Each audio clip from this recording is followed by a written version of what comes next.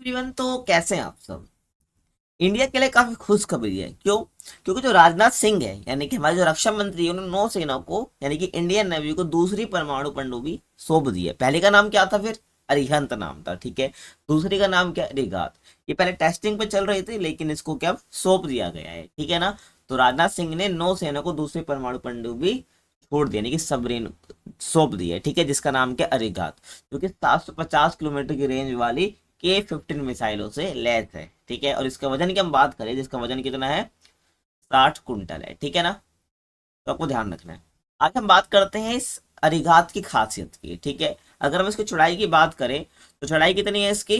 11 metre, ठीक है। लंबाई की बात करें तो 111.6 मीटर इसकी लंबाई रहेगी। और उसकी स्पीड की बात करें पानी के अंदर है, ठीक है ना, तो 24 समुद्री मील प्रति घंटे की स्पीड इसकी है। लेकिन हम बात करें इसकी सतह की, यानी कि जो समुद्र की सतह पर इसकी स्पीड क्या है, तो 12 से 15 समुद्री मील प्रति घंटा, ठीक है। अगर उसको किलोमीटर प्रति घंटे के हिसाब से बात करें सतह पर, ठीक है, समुद्र के, तो 22 से 28 किलोमीटर प्रति घंटे की रफ्तार से ये चलती है, ठीक है। समझ आ गया? अब आके हम बात करें इसकी गहराई की।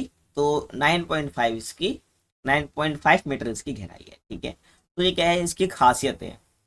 आगे हम बात करते हैं भारत की दूसरी परमाणु पनडुब्बी अरिगात S2, ठीक है, को रक्षा मंत्री राजनाथ सिंह ने गुरुवार यानी कि 29 अगस्त को नेवी को सौंपा है, ठीक है ना। मैं बात कर रहा हूँ यहाँ पर, ठीक है, किसकी? अरिघात की, जिसको क्या रक्षा मंत्री ने 29 अगस्त को क्या नेवी को सौंप दिया है, ठीक है। और अरिघात को 2017 में लॉन्च किया गया था। मैंने बोला ना टेस्टिंग पर चल रही थी, लेकिन अब क्या है, इसको सौंप दिया गया है इंडियन नेवी को, ठीक है। और अभी से क्या विशाखापट्टनम में कमीशन किया गया है, यानी अब इसको सौंप दिया गया है। अब आगे हम बात करें, अरिघात को नेवी को सौंपते हुए राजनाथ सिंह ने कहा कि अरिघात भारत के न्यूक्लियर ट्रायड परमाणु प्रतिरोधक क्षमता और क्षेत्र में रणनीतिक संतुलन बनाने में मददगार होगी, ठीक है। यहाँ पर ट्रायड का मतलब क्या, न्यूक्लियर ट्रायड का मतलब क्या है, इसको मैं आगे बताऊंगा। बाकी इतना समझ लो, मान लो कि कोई एक कंट्री है, वो किसी दूसरी कंट्री पर क्या करती है, हमला कर देती है, और इस प्रकार से हमला करती है जो बी कंट्री है वो हमला कर ही ना पाए उसके ऊपर, ठीक है। तो अगर उसके पास न्यूक्लियर ट्रायड है तो उसको क्या करेगी, उसने क्या ठिकाना पहले से बना रखा होगा, ठीक है। जैसे कि मैं बात करूँ इस सबमरीन की, मैं बात कर रहा हूँ, ठीक है, जो अरिघात है, तो ये पहले से इसको क्या है, टारगेट सेट कर दिया जाएगा। कैसे कोई कंट्री करती है, तो तरंट उस पर क्या है, हमला कर दिया जाएगा इस परमाणु पनडुब्बी के तहत, ठीक है ना। तो आगे मैं आपको डिस्कस करने वाला हूँ इसके ऊपर भी। तो भारत के न्यूक्लियर ट्रायड परमाणु प्रतिरोधक क्षमता और क्षेत्र में रणनीतिक संतुलन बनाने में मददगार होगी, ठीक है। ये रिगात की मैं बात कर रहा हूँ, यानी कि भारत के लिए काफी एक अच्छे साबित होने वाली है। कमिश्निंग में नौसेना प्रमुख एडमिरल दिनेश त्रिपाठी, भारतीय रणनीतिक कमान के प्रमुख वाइस एडमिरल सूरज बेरी और डीआरडीओ के शीर्ष अधिकारी शामिल हुए थे, ठीक है ना। और आईएनएस अरिगात भारत की रणनीतिक कमान के तहत काम करेगी, ठीक है ना। आगे देखो, और ये अरिहंत का अपग्रेड वर्जन है, जो कि आपको वीडियो को स्टार्टिंग में बता दिया था। अरिहंत जो कि हमारी पहली क्या सबमरीन थी, यानी कि परमाणु पनडुब्बी थी, ये क्या इसका अपग्रेड वर्जन है, ठीक है ना, जिसका नाम क्या अरिघात। और इसे विशाखापट्टनम में भारतीय नौसेना के शिप बिल्डिंग सेंटर है, ठीक है, यानी SBC में बनाया गया था, ठीक है। कहाँ पर बनाया गया था? भारतीय नौसेना के शिप बिल्डिंग सेंटर में, ठीक है। और अरिहंत की तरह अरिघात भी 750 किलोमीटर की रेंज वाली K-15 मिसाइलों से लैस है, ठीक है। और इस सबमरीन का वजन कितना है? 6,000 टन, यानी कि 60,000 क्विंटल। इसकी खासियत है, ठीक है। और भारत ने तैयार की परमाणु मिसाइलों से लैस 3 पनडुब्बियां, ठीक है। तो यहाँ पर हम 3 पनडुब्बी की बात कर लेते हैं। तो भारतीय नौसेना अब तक है 3 न्यूक्लियर सबमरीन तैयार कर चुकी है, ठीक है ना। इसमें से क्या एक अरिहंत कमीशन है, ठीक है, जो कि 2009 में लॉन्च किया गया था। इसके आगे हम बात करेंगे। दूसरी क्या है? अरिघात है। दूसरी कौन सी है? अरिघात मिलने वाली है, ठीक है। और तीसरी कौन सी है? S3 पर टेस्टिंग जारी है, ठीक है ना।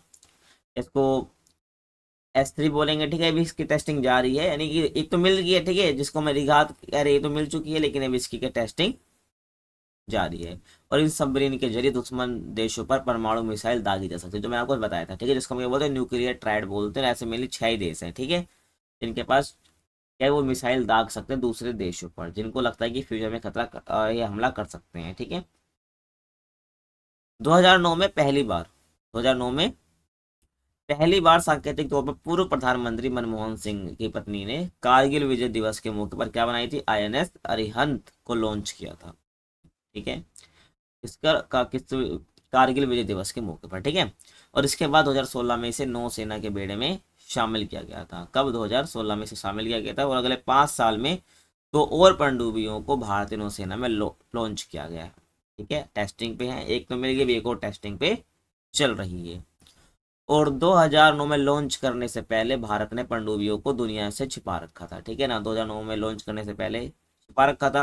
और 1990 में भारत सरकार ने एटीवी यानी कि एडवांस टेक्नोलॉजी वेसल, ठीक है, एटीवी का फुल फॉर्म क्या है, एडवांस टेक्नोलॉजी वेसल प्रोग्राम शुरू किया तब 1990 में, और इसी के तहत इन पनडुब्बियों का निर्माण शुरू हुआ था।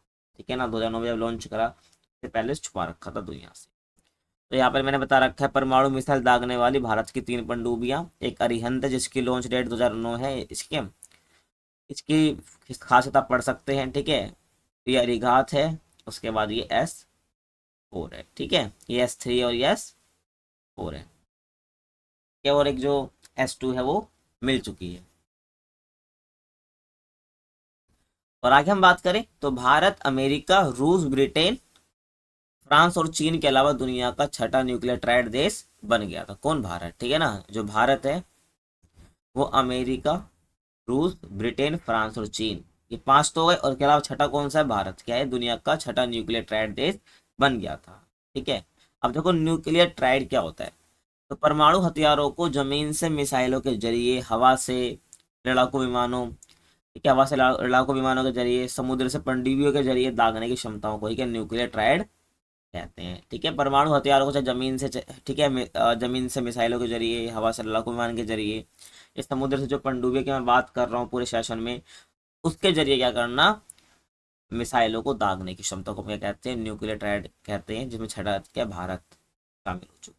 ठीक है ना, समझो इस बात को। मान लो एक कंट्री पाकिस्तान और भी भारत है, ठीक है ना, तो मान लो कि पाकिस्तान ये कर हमला करते हैं, ठीक है, और ऐसा हमला करे कि भारत उसमें जवाबी हमला ना कर पाए, तो ऐसे में जो भारत का न्यूक्लियर ट्राइड है यानी कि जो पनडुब्बी है, ये क्या करेगी, भारत ने पहले टारगेट सेट कर दिया होगा, मिसाइल दाग दी होंगी, जब ऐसा होगा तो भारत की जो मिसाइल है ऑटोमेटिकली क्या करेगी, उस पर हमला कर देगी। ठीक है ना, तो इसे हम बोलते हैं न्यूक्लियर ट्राइड। ठीक है, आगे समझ।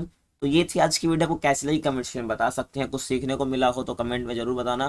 बाकी किसी और टॉपिक पर मिलते हैं आपसे अगले वीडियो में, तब तक के लिए कीप वॉचिंग।